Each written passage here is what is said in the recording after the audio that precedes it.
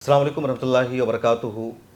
तालीम तरक्की के लिए ज़रूरी है, कामयाबी की अलामत है और इस वक्त तालीम का सिलसिला लगातार आम हो रहा है। इंडिया में और इंडिया से बाहर भी आप तालीम हासिल कर सकते हैं। उमूमन इंडिया में तालीम हासिल करने की कोशिश की जाती है, लेकिन आज के दौर में दुनिया दूर नहीं है, 7 समंदर पार जाकर के भी अब तालीम हासिल कर सकते हैं, स्कॉलरशिप ले सकते हैं, अच्छी डिग्री हासिल कर सकते हैं और इंडिया में दुनिया भर में अपना नाम रोशन कर सकते हैं। मिला टाइम्स में हम एक नया सिलसिला शुरू कर रहे हैं उन लोगों के लिए जो तालीम हासिल करना चाहते हैं, पढ़ना चाहते हैं, इंडिया से बाहर निकलकर दुनिया के मुख्तलिफ मुल्कों की यूनिवर्सिटीज़ में, कॉलेजेस में एडमिशन लेना चाहते हैं और उनके लिए हम ये नया प्रोग्राम शुरू कर रहे हैं। हमारे साथ मौजूद है जनाब इमरान खान नियाज़ी साहब। आप मशहूर कैरियर काउंसलर है, लगातार गाइडेंस करते हैं, ब्रिटिश काउंसिल से भी आप सर्टिफिकेट याफ्ता है और इन्हीं के साथ जानेंगे कि इंडिया से बाहर किन किन मुल्कों में हमारे स्टूडेंट्स जाकर तालीम हासिल कर सकते हैं, किस तरह की डिग्री वहाँ ली जा सकती है, किस तरह के कोर्सेज़ है, वहाँ स्कॉलरशिप का क्या निज़ाम है। लगातार हम सुनते हैं कि जो लोग बाहर मुल्कों में पढ़ने जाते हैं वो पैसा भी कमाते हैं, उनको स्कॉलरशिप भी मिलता है, उनका घर भी चलता है। तो सब कैसे होता है, किन मुल्कों में होता है, उसका प्रोसेस क्या है, तरीक़ा क्या है और आप किस तरह अमेरिका में जाकर, फ्रांस में जाकर, अरब देश में जाकर तालीम हासिल कर सकते हैं। इमरान खान साहब, मिला टाइम्स में खुश आमदीद और शुक्रिया कि आपने टाइम दिया। सबसे पहले तो मैं चाहूँगा कि लगातार आप इस मैदान में काम कर रहे हैं, बहुत सारे लोगों को आप बाहर का रास्ता दिखा रहे हैं, उनकी रहबरी कर रहे हैं कि बाहर कैसे वो जाकर एडमिशन ले सकते हैं, दाखिला ले सकते हैं। तो ये सब काम क्यों शुरू किया आपने, आप का बैकग्राउंड क्या रहा? अगर मैं बात करूं अपनी प्रोफाइल की तो मैंने ब्रिटिश काउंसिल से सर्टिफाइड करियर काउंसलर हूं और तकरीबन 8-9 साल से इस इंडस्ट्री का पार्ट हूं।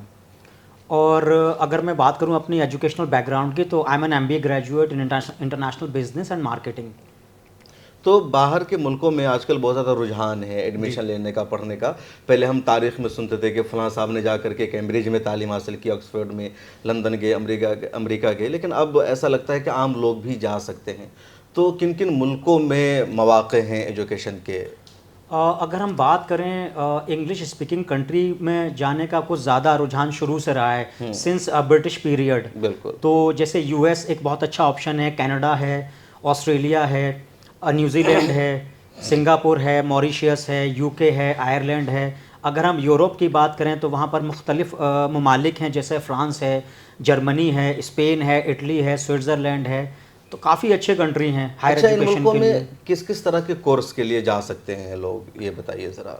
इन कंट्रीज़ में आप बैचलर्स प्रोग्राम के लिए जा सकते हैं, मास्टर्स के लिए भी जा सकते हैं।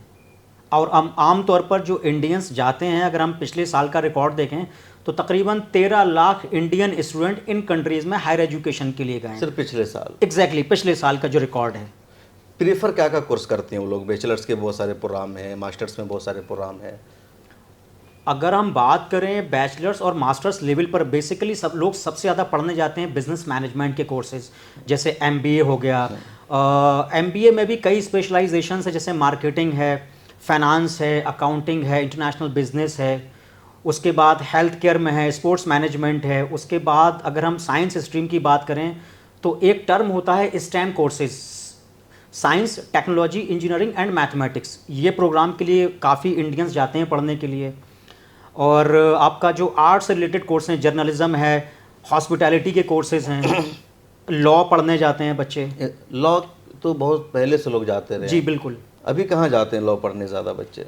लॉ की अगर बात करें तो बेसिकली सबसे ज़्यादा फेमस तो UK ही है। अच्छा, बाहर पढ़ना बहुत मुश्किल होता है।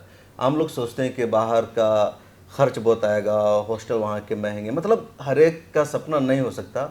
तो मुझे आप ये बताइए कि अगर कोई इंडिया के बाहर, जिन मुल्कों का आपने तस्करा किया, वहाँ कोई पढ़ना चाहता है तो कितना खर्च आ सकता है, बजट क्या होता है पूरा? देखिए, हर कंट्री का एक अपना अलग बजट है, हर कोर्स का अलग बजट होता है। ये डिपेंड करता है कि किस प्रोफाइल पर कितना इन्वेस्टमेंट आएगा। बेसिकली अगर मैं बात करूं, अगर जैसे US की जो रिक्वायरमेंट है जनरल, वहाँ तकरीबन 24 से 25 लाख रुपए का खर्चा आता है पूरे एक कोर्स पर, मास्टर्स डिग्री के लिए। बिल्कुल। और ये आपका 40 और 50 लाख तक जा सकता है। इसी तरह से यूके में भी खर्चा तकरीबन, अगर मास्टर्स के लिए बात करें तो तकरीबन 30 लाख रुपए के आसपास खर्चा होता है। ऑस्ट्रेलिया थोड़ा सा अब महंगा कर दिया है, वहाँ की सबसे गवर्नमेंट ने। सस्ता कोर्स कौन सा हो सकता है बाहर मुल्कों में जाकर के पढ़ने? हमारे पास जो सबसे अगर बात करें चीप जो और अफोर्डेबल अगर कोर्स की बात करें तो 3.5 से 4 लाख में कोर्स स्टार्ट हो जाता है। सिंगापुर और दुबई है, मॉरिशस वगैरह में। दुबई में भी मौके हैं क्या? क्योंकि दुबई में यूएस और यूके की तमाम यूनिवर्सिटीज़ ने अपने कैंपसेस ओपन किए हुए हैं दुबई में। जी। मतलब अगर हम गल्फ़ की बात करें, क्योंकि जब बात आती है अब्रोड एजुकेशन की, तालीम की, तो वेस्ट के कंट्रीज़ का या यूरोप का ही नाम आता है, गल्फ़ ममालिक का नाम नहीं आता है। गल्फ़ का मतलब है कि वहाँ जाकर के आप कमा सकते हैं रोज़ी रोटी के लिए, या वर्किंग क्लास लोग। तो क्या एजुकेशन के मौके हैं गल्फ़ में, सऊदी, दुबई, इस तरह के जी बिल्कुल। दुबई में यूएई की अगर हम बात करें तो वहाँ पर दुबई है, शारजा है, अबू धाबी में काफ़ी कैंपसेस हैं यूनिवर्सिटीज़ के। और इसमें जाने का बेनिफिट ये होता है कि आपकी जो क्लासेस होती हैं वो मोस्ट ऑफ द केसेस में इवनिंग में होती हैं, तो आप फुल टाइम वहाँ पर जॉब भी कर सकते हैं और साथ ही साथ आपका एजुकेशन भी चल रहा होता है। मतलब यूएई में जो क्लासेस होती है वो इवनिंग टाइम में होती है। एग्जैक्टली, इवनिंग क्लासेस में 4 बजे के बाद। बिल्कुल बिल्कुल। तो सुबह के टाइम में, और ऐसे भी जो दुबई या गल्फ़ का माहौल है, वहाँ का जो दिन है 7 बजे से शुरू हो जाता है ऑलमोस्ट, जी 3 बजे फिनिश हो जाता है पूरा दिन उनका। तो मतलब जॉब कर सकते हैं इस तरह। बिल्कुल। बच्चे करते हैं वहाँ पर, दिन में जॉब करते हैं और इवनिंग में क्लासेस होती हैं। अच्छा, आपने वेस्ट का, यूरोप का जिक्र किया, काफ़ी महंगा। आम लोगों के लिए 20 लाख 30 लाख रुपया देना आसान नहीं है 2 साल के मास्टर्स कोर्स के लिए। तो इतना अगर कोई इन्वेस्टमेंट कर रहा है तो उसका रिटर्न किस तरह आ सकता है? क्या वहाँ के जो डिग्री होल्डर्स होते हैं उनको इजीली जॉब मिल जाती है? वहाँ कहाँ क्या है? देखिए, अगर हम बात करें इन सारे कंट्रीज़ की जिनका मैंने अभी शुरुआत में जिक्र किया, जितने भी इंग्लिश स्पीकिंग कंट्री हैं, वहाँ पर रिटर्न ऑन इन्वेस्टमेंट बहुत ज़्यादा स्ट्रॉन्ग है। क्योंकि बच्चों का जाने का असल में जो मकसद है एजुकेशन के साथ साथ एक अच्छी इनकम भी है। और वहाँ पर अगर आप शुरुआत में पढ़ने जा रहे हैं तो पार्ट टाइम जॉब्स की बहुत अच्छी अपॉर्चुनिटीज़ हैं और वहाँ लोग अच्छा पैसा कमाते हैं। अब कितना कमाते हैं मैं एक एग्जैक्ट फिगर तो नहीं दूंगा, बट एक इतना बताना चाहूँगा कि बहुत अच्छा पैसा लोग वहाँ अर्न करते हैं at the time of their education, at the time of their study. मतलब जितना इन्वेस्टमेंट हो रहा है स्टडी के दौरान का, उतना वो हासिल कर लेते हैं, अर्न कर सकते हैं? बिल्कुल। देखिए, अगर मेहनत करने वाला बच्चा है तो वो जैसे अगर मैं किसी कंट्री की बात करूं तो फ्रांस में लोग 1-1 लाख रुपए, 1.5 लाख रुपए भी कमा रहे हैं महीने का। महीने किस तरह का। के काम मिलते हैं बच्चों को ज़्यादातर पढ़ाई के वहाँ दौरान? पर जैसे वेयर हाउसेस में जॉब्स होती हैं, रेस्टोरेंट हैं, होटल्स हैं, सिक्योरिटी की जॉब्स हैं, आप बिल्कुल कर सकते हैं तमाम इंडिया में jobs। मैंने बहुत सारे बच्चों को देखा कि वो रेस्टोरेंट में वेटर की जॉब भी कर रहे हैं, यूपीएससी की तैयारी कर रहे हैं, कहीं पढ़ाई कर रहे हैं। तो वहाँ भी इस तरह, या कोई मतलब वर्क फ्रॉम होम भी कर सकते हैं, आईटी से रिलेटेड जॉब, इस तरह के भी मौके मिलते होंगे? बिल्कुल, अगर आप आईटी फील्ड से हैं तो भी कर सकते हैं आप। वहाँ पर अगर अच्छे कंटेंट राइटर हैं तो बहुत डिमांड है आपकी। अच्छा, स्कॉलरशिप प्रोग्राम किस तरह होता है? मतलब बहुत सारे बच्चों के बारे में मैंने सुना कि उनको कैम्ब्रिज यूनिवर्सिटी से, ऑक्सफोर्ड से, या बहुत सारे दूसरे इदारों से उनको स्कॉलरशिप ऑफ़र होती है, मिलती है। तो स्कॉलरशिप लेने का क्या प्रोसेस होता है? देखिए, स्कॉलरशिप डिपेंड करती है हर एक बच्चे की इंडिविजुअल प्रोफाइल पर। और अगर हम बात करें तो हमारे पास जितने भी कॉलेजेस और यूनिवर्सिटीज़ इन ममालिक में हैं वहाँ पर अप टू 100% स्कॉलरशिप अवेलेबल है। बट ये पूरी तरह से डिपेंड करेगा कि बच्चे की एकेडमिक बैकग्राउंड कितना स्ट्रॉन्ग है। काफ़ी सारे पैरामीटर्स हैं, जैसे उसका एकेडमिक बैकग्राउंड कैसा है, उसकी इंग्लिश का लेवल कैसा है और उसका फाइनेंशियल स्टेटस क्या है। अगर स्कॉलरशिप किसी को मिल जाता है जी। तो क्या उसका अपना कुछ खर्च नहीं हो पाएगा? सारा उसी से निमट जाएगा मामला? ये डिपेंड करता है। अगर आप 100% स्कॉलरशिप पर जा रहे हैं तो जाहिर है कि आपकी सारी फंडिंग तो उसी में आ गई। बट अगर आपको पार्शियल स्कॉलरशिप मिल रही है तो कुछ आपको भी इन्वेस्ट करना होगा। वैसे ज़्यादातर स्कॉलरशिप कहाँ मिलता है, किन किन यूनिवर्सिटीज़ से दी जाती है? हमारे पास जितने भी, जैसा कि मैंने अभी आपको बताया कि जितने भी कॉलेजेस हैं, जितनी भी यूनिवर्सिटीज़ हैं, वहाँ पर स्कॉलरशिप अवेलेबल। अब जैसे अगर मैं बात करूँ, एक यूनिवर्सिटी है यूके की, यूनिवर्सिटी ऑफ सेंट्रल लैंडशायर, उसका यूके में भी कैंपस है और साइप्रस यूरोप में भी कैंपस है। तो अगर बच्चा कोई वहाँ पर बैचलर्स के लिए पढ़ने जाता है तो जो टोटल कॉस्ट यूके में आ रही है उसकी 25% कॉस्ट में आपको एजुकेशन मिल जाएगी साइप्रस में, वो भी स्कॉलरशिप के बाद। तो ये बहुत बड़ा बेनिफिट है स्टूडेंट के लिए। स्कॉलरशिप मिल जाता है? एग्जैक्टली, बिल्कुल। अच्छा, जैसे कोई स्टूडेंट्स अगर एडमिशन लेना चाहता है बाहर के मुल्कों में तो उसका प्रोसेस क्या होगा? आप लगातार गाइड करते हैं, तो किस तरह गाइड करेंगे किसी स्टूडेंट्स को किस तरह एडमिशन ले वो? देखिए, एडमिशन का एक पर्टिकुलर क्राइटेरिया है। उसमें सबसे पहला प्रोसेस है कि आपकी हमारा काम है बच्चे की काउंसलिंग करना। एक होता है प्रोफाइल को एवेल्युएट करना कि आपका जो बैकग्राउंड है, एकेडमिक बैकग्राउंड और फाइनेंशियल बैकग्राउंड, उसके अकॉर्डिंग कौन सा कंट्री, कौन सा कोर्स और कौन सा कॉलेज आपके लिए बेटर है। तो ये हम सजेस्ट करते हैं स्टूडेंट को बैकग्राउंड को देखकर। मतलब Exactly, कितना बिल्कुल। अच्छा, इंडिया में काफ़ी अच्छा मार्क्स हासिल करना, नंबर लाना ज़रूरी है क्या बाहर जाने के लिए, या एवरेज जिनका मार्क्स आता है वो भी जा सकते हैं?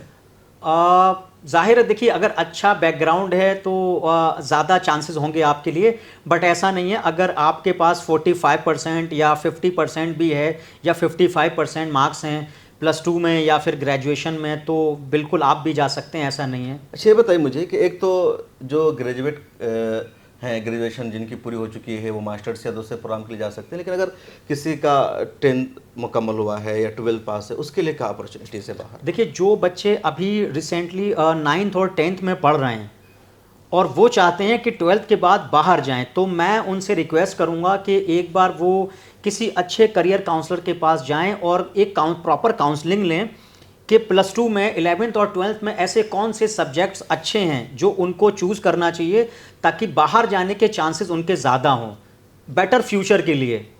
बिल्कुल। अच्छा, जैसे जो शादीशुदा कपल है, जैसे बहुत सारे लोग, मेरे कई दोस्त भी हैं जिनकी वाइफ को स्कॉलरशिप मिला हुआ है तो भी वहाँ शिफ्ट हो गए हैं, तो जो लोग शादीशुदा हैं, क्या उनके लिए कुछ स्पेशल ऑफर मिलता है या नॉर्मल है? देखिए, कुछ कंट्री ऐसे हैं जो मैरिड कपल को भी चांस देते हैं। जैसे अगर मैं बात करूं, यूके भी बहुत अच्छा ऑप्शन है इस चीज़ के लिए। फ्रांस है, न्यूजीलैंड ने तो अभी रिसेंटली स्टार्ट किया है।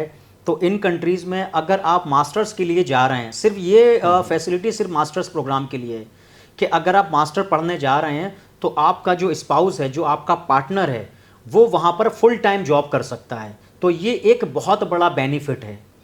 अच्छा, तुर्किया की तरफ बहुत ज़्यादा लोगों का रुझान आजकल बढ़ा है, जी। तो क्या आप जो लगातार गाइड कर रहे हैं, काउंसलिंग कर रहे हैं, तो उसमें तुर्किया के में भी कुछ ऐसे इदारे, कुछ इंस्टीट्यूट है जहाँ लोगों को आप सजेस्ट करेंगे जाने के लिए?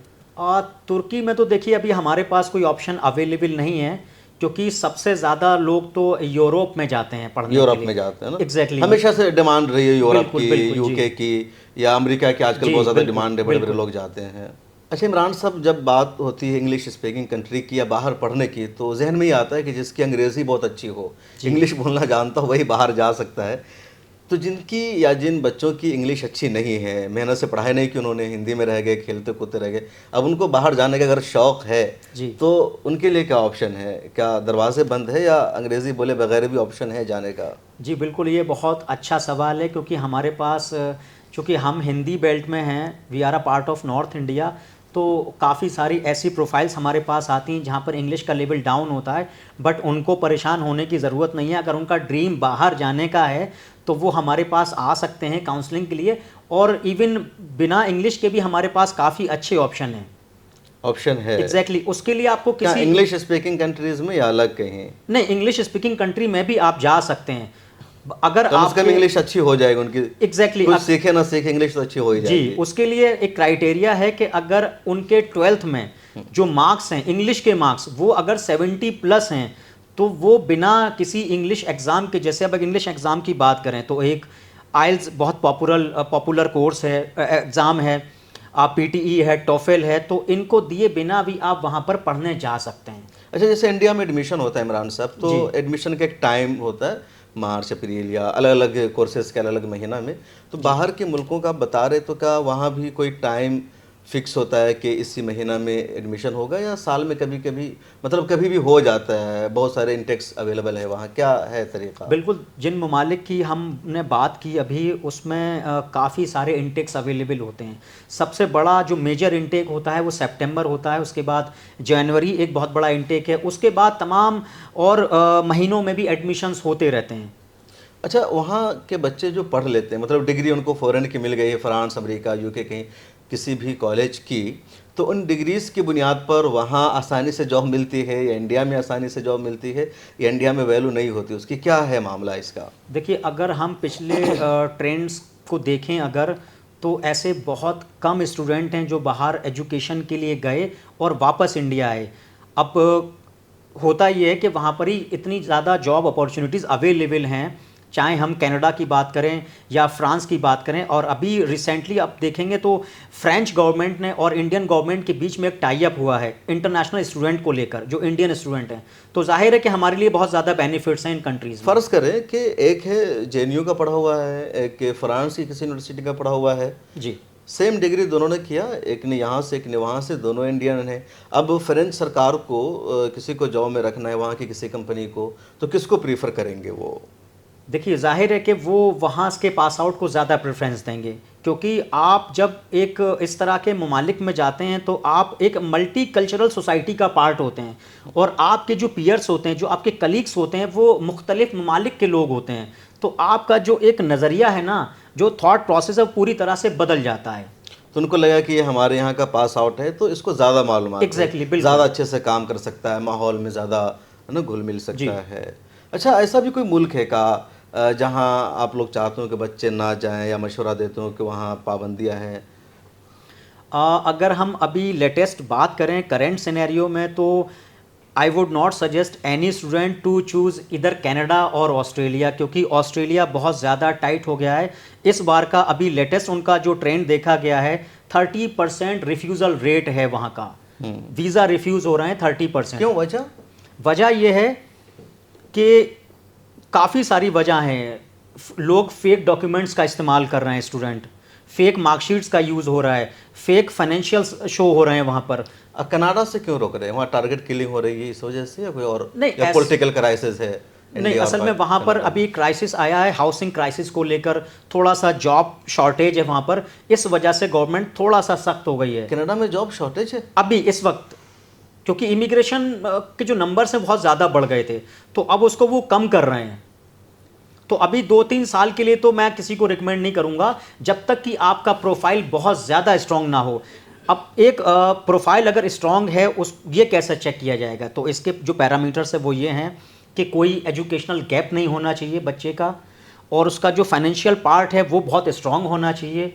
तीसरा, उसका एकेडमिक बैकग्राउंड बहुत स्ट्रॉन्ग होना चाहिए, और उसका इंग्लिश का लेवल भी, अगर वो कोई एग्ज़ाम देता है आइल्स वगैरह, तो स्कोर काफ़ी अच्छा होना चाहिए। इमरान साहब, एक आखिरी सवाल। जी अगर कोई गरीब फैमिली का बच्चा है, बहुत कम पैसा है, टाइम भी उसके पास ज़्यादा नहीं है, जी। तो बहुत कम टाइम में कम पैसा खर्च करके कोई कोर्स अगर करना चाहता है, तो किस मुल्क में फैसिलिटी है? देखिए, कम पैसे में अगर मैं बात करूं, कम बजट में, मैंने आपको शायद पहले भी बताया था कि सिंगापुर बहुत अच्छा ऑप्शन है। उसको एशिया का यूएस कहा जाता है, सिंगापुर। एग्जैक्टली। और मॉरिशियस बहुत अच्छा ऑप्शन है, जो आप कम बजट में आप काफ़ी अच्छे कोर्सेज कर सकते हैं। और काफ़ी अच्छे कोर्सेज की अगर मैं बात करूं बेटर फ्यूचर के लिए, बेटर करियर के लिए, तो हॉस्पिटैलिटी के काफ़ी सारे प्रोग्राम्स हमारे पास अवेलेबल हैं।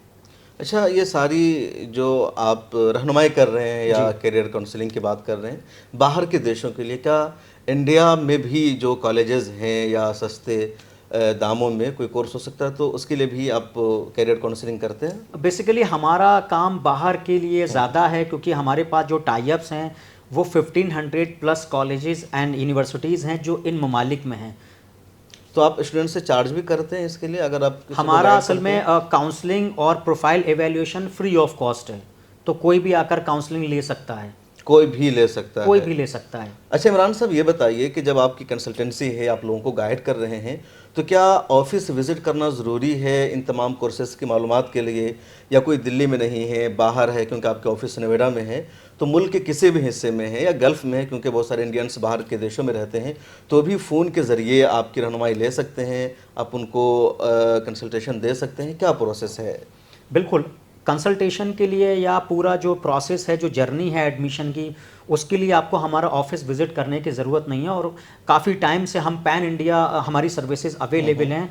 आप हमारी वेबसाइट पर विज़िट कर सकते हैं। गल्फ़ में भी अगर आप हैं और आप चाहते हैं कि आपके बच्चे का एप्लीकेशन हम प्रोसेस करें, तो भी आप हमसे कांटेक्ट कर सकते हैं। तो अगर आप बाहर के मुल्कों में पढ़ना चाहते हैं, आपका ख्वाब है बाहर जाके MBA करने का, लॉ करने का, जर्नलिज्म करने का या कोई और भी कोर्स करने का, कोर्स की तादाद लगातार बढ़ती जा रही है, तो अब इंडिया से बाहर जा सकते हैं, कर सकते हैं, कॉलेजेस चुन सकते हैं और इमरान खान नियाज़ी साहब से आप फ्री में मशवरा ले सकते हैं, इनकी कंसल्टेंसी ले सकते हैं, इनसे गाइडेंस ले सकते हैं और ये आपकी बेहतर रहनुमाई करेंगे, अच्छे से गाइड करेंगे कि कहाँ आपको एडमिशन लेना है, नहीं लेना है।